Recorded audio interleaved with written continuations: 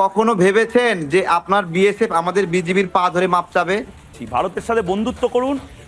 দুধ চাইলে ক্ষীর কেন, ক্ষীর, পনির, ডাল, ভাত, ডিম, রুটি, ওষুধ, হেডফোন সব দেবো।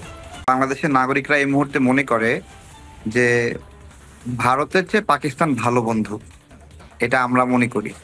দিনে দিনে বহু বাড়ি আছে দেনা, সুদিতে হইবে ঋণ। বিদ্রোহী কবি কাজী নজরুল ইসলাম। স্বাধীনতার পর থেকে গত ৫৪ বছরে বাংলাদেশকে লুটেপুটে খেয়েছে ভারত। এবার সেই ঋণ পরিশোধের সময় হয়েছে ভারতের। ভারতীয় পশ্চিমবঙ্গের মিডিয়ায় বসে এবার ভারতকে দাঁতভাঙ্গা জবাব দিচ্ছে বাংলাদেশিরা। ভারত পৃথিবীর একমাত্র প্রতিবেশী দেশ, যে শুধু বাংলাদেশের কাছ থেকে নিজেদের স্বার্থ হাসিল করেছে। আর এই স্বার্থ হাসিল করতে এমন কোনো সুযোগ নেই যা বাংলাদেশের কাছ থেকে আদায় করেনি। বাংলাদেশকে লুটপাট করতে তাদের আজ্ঞাবহ সরকারের মাধ্যমে একের পর এক উন্নয়ন প্রকল্প চাপিয়ে দিয়েছে ভারত, যে প্রকল্পগুলোর কারণে বাংলাদেশের অর্থনৈতিক ও কৌশলগত স্বার্থ চরমভাবে ক্ষতির মুখে পড়ে। বন্ধুত্বের মুখোশ পরে ভারত বাংলাদেশের ক্ষতি করে গিয়েছে প্রতিনিয়ত। এখন বদলে গিয়েছে সেই সময়। ডক্টর মোহাম্মদ ইউনূসের নেতৃত্বে ভারতীয় আধিপত্যমুক্ত হচ্ছে বাংলাদেশ। শুধু তাই নয়, ভারতীয় আগ্রাসন রুখতে সম্পর্ক বৃদ্ধি করা হয়েছে পাকিস্তান ও চীনের সাথে। এ নিয়ে কি বলছে পশ্চিমবাংলার মিডিয়া, আসুন তা দেখি। এই মুহূর্তে তারেক ভাই, বাংলাদেশ থেকে তারেক ভাইও চলে এসেছেন আমার সাথে। তারেক ভাই হয়তো কোনোদিন আই লাভ ইউ ইন্ডিয়া বলবে না, আই লাভ ইউ ময়ূক বলবে না, কিন্তু আই লাভ ইউ পাকিস্তান বোধহয় বলবে। তারেক ভাই দেখছেন তো পাকিস্তানের কি অবস্থা। আবারও বলছি, ভারতের সাথে বন্ধুত্ব করুন। দুধ চাইলে ক্ষীর কেন, ক্ষীর, পনির, ডাল, ভাত, ডিম, রুটি, ওষুধ, হেডফোন সব দেবো। কিন্তু পাকিস্তানের সাথে বন্ধুত্ব করলে কি হতে পারে ভারত বোধহয় বুঝিয়ে দেবে। তারেক ভাই,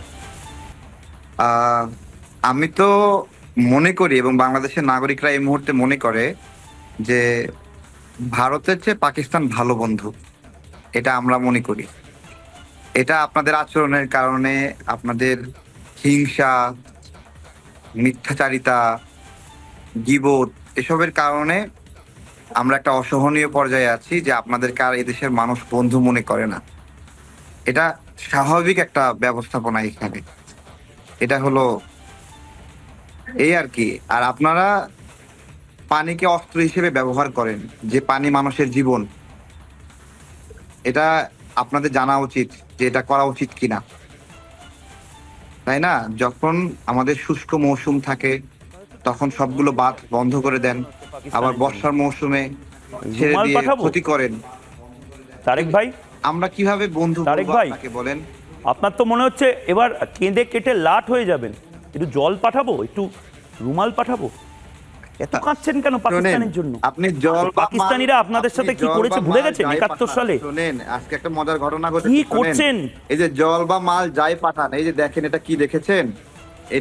এটা হলো আজকে আপনাদের বিএসএফ আমাদের বিজিবির পা ধরে মাপ চেয়েছে, বুঝছেন? আপনি জল পাঠান, যাই পাঠান, এটা একটা ঘটে গেছে ঘটনা। মাপ চেয়েছে। এই আনন্দগুলো নিয়েই থাকুন তারেক ভাই। প্রবলেমটা হচ্ছে এই আনন্দগুলো নিয়ে, আপনাদের ছোট ছোট আনন্দ। আমাদের মতন বড় বড় দেশ বড় বড় স্বপ্ন দেখে। হ্যাঁ, বাংলাদেশও বড় দেশ ছিল। না না, বাংলাদেশকে দায়িত্ব নিয়ে আপনাদের মতন পাকিস্তানি প্রেমীরা ছোট দেশে পরিণত করছেন। আপনাদের জন্য বাংলাদেশের বাকি মানুষজন সাফার করছে। পাকিস্তান কি করছেন? পাকিস্তান একটা ফেইল্ড স্টেট। আমরা ভালো আছি, একটা জঙ্গি রাষ্ট্র। সেই জঙ্গি রাষ্ট্রকে কি আপনারা ভালোবাসবেন? যান পাকিস্তানকে নিয়ে আসুন। হাসিনা না, এইভাবে আশা করেন না, পাকিস্তান আর থাকবে না, এইভাবে আশা করেন না। কখনো ভেবেছেন যে আপনার বিএসএফ আমাদের বিজিবির পা ধরে মাপ চাবে? এটা কখনো স্বপ্ন দেখেছেন বলেন? দেখেন নাই, দেখতে হচ্ছে, আরো অনেক কিছু দেখবেন। আপনার মানসিকতাটা দেখুন। লোকে ভাবে একটু উন্নতি করবে। না না, আমি গুলি করি নাই আপনাদের মতো, আপনাদের বিএসএফ কে গুলি করে মেরে ফেলি নাই আমরা। আপনাদের বিএসএফ অপহরণ করতে আসছিল, আমাদের সীমানায় ঢুকে কৃষককে অপহরণ করতে আসছিল। বেঈমান বলা হবে, গুলি করে হত্যা করি নাই, বেঈমান বিশ্বাসঘাতক বলা হবে তারেক ভাই। ২০২৪ সালের ৫ আগস্ট শেখ হাসিনা সরকারের পতনের পর থেকেই বাংলাদেশে নিজেদের আধিপত্য হারিয়ে রাতের ঘুম হারাম হয়েছে ভারতের। সেই সাথে তারা আতঙ্কিত বদলে যাওয়া নতুন বাংলাদেশকে নিয়ে। চোরের মন সবসময় পুলিশ পুলিশ করে, প্রবাদটির মতোই হয়েছে ভারতের অবস্থা। সবকিছুতেই তারা বাংলাদেশের ষড়যন্ত্র খুঁজে পায়। নরেন্দ্র মোদীর কুটচালি মাথায় যেন কিছুতেই আসে না ভালো কোনো চিন্তা।